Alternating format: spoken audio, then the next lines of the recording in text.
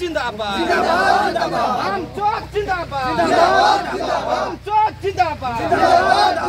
আমার দাবি মানিব লাগিব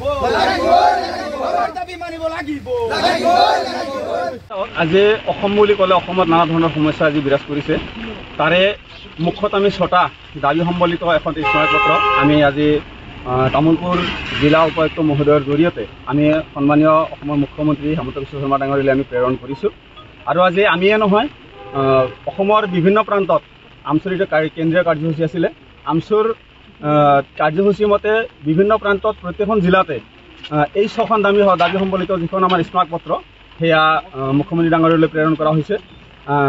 বিষয় এইটোৱে যে সমস্যাৰ শেষ নাই আজি অসম বুলি ক'লে অসমত আজি সমস্যাৰ শেষ নাই তাৰে ভিতৰত কিছুমান সমস্যা আমি মুখ্যতঃ সমস্যা বুলি আমি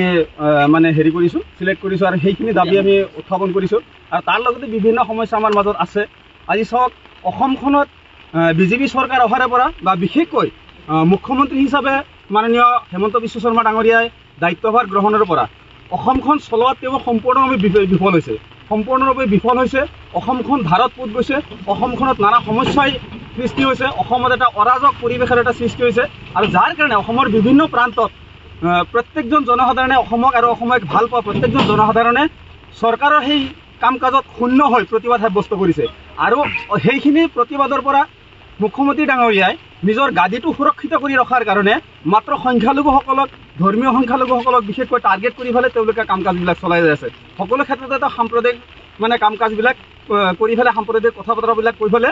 অসম আৰু অসমীয়াক ভাল পোৱা যিখিনি মানুহ আছে সেই মানুহখিনিৰ সমালোচনাৰ পৰা হাত সাৰিবলৈ সেই মানুহখিনিৰ সমালোচনাৰ পৰা নিজৰ গাদীটোক ৰক্ষা কৰাৰ কাৰণে মাত্ৰ তেওঁ উঠি পৰি লাগিছে আপোনালোকে জানে যে অসমত আজি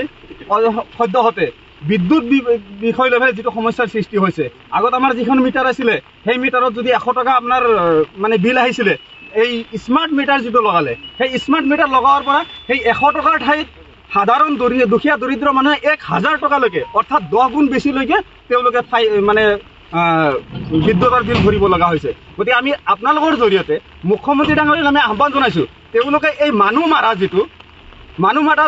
স্মাৰ্ট মিটাৰ সেই স্মাৰ্ট মিটাৰসমূহ বন্ধ কৰিব লাগে আৰু বিদ্যুতৰ বৰ্ধিত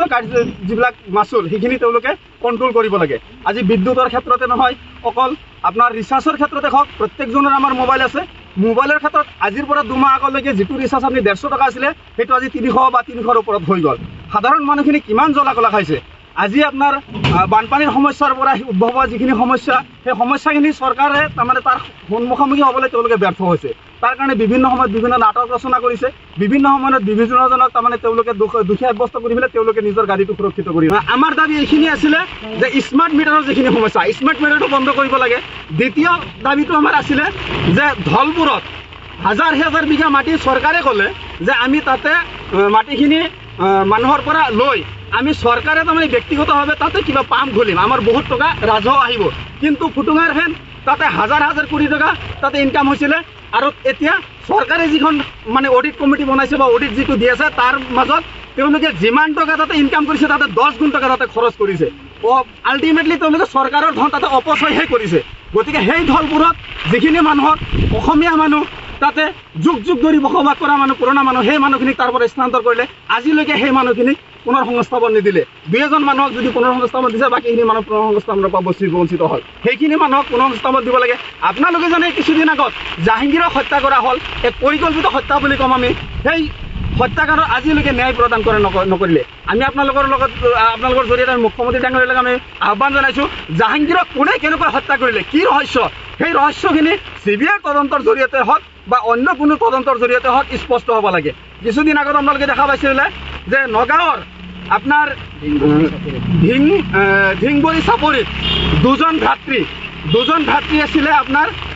আব্দুল জলিল আৰু সমীৰ উদ্দিন সেই দুজন মানুহে মাছ মাৰিবলৈ গৈছিলে তেওঁলোকে যদি প্ৰকৃততে অপৰাধী তেনেহ'লে তেওঁলোকৰ এগেইনষ্টত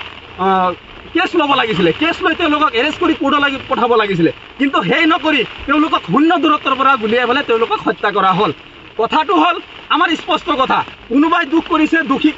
উপযুক্ত শাস্তি দিয়ক আমাৰ ক'ব লগা নাই কিন্তু তাৰ এটা সিস্টেম আছে সেই সিস্টেমতে যাব লাগিব আমি পৃথিৱীৰ সৰ্ববৃহৎ গণতান্ত্ৰিক দেশৰ নাগৰিক গোটেই গণতান্ত্ৰিক ব্যৱস্থা আমাৰ অটুট থাকিব লাগিব ভুল কৰিছে ভুলক আইনী প্ৰক্ৰিয়াৰে শাস্তি দিয়া কিন্তু পুলিচ ৰাজ আমি চলাবলৈ নিদিওঁ পুলিচ ৰাজ চলাই পেলাই যে যধে মধে মানুহৰ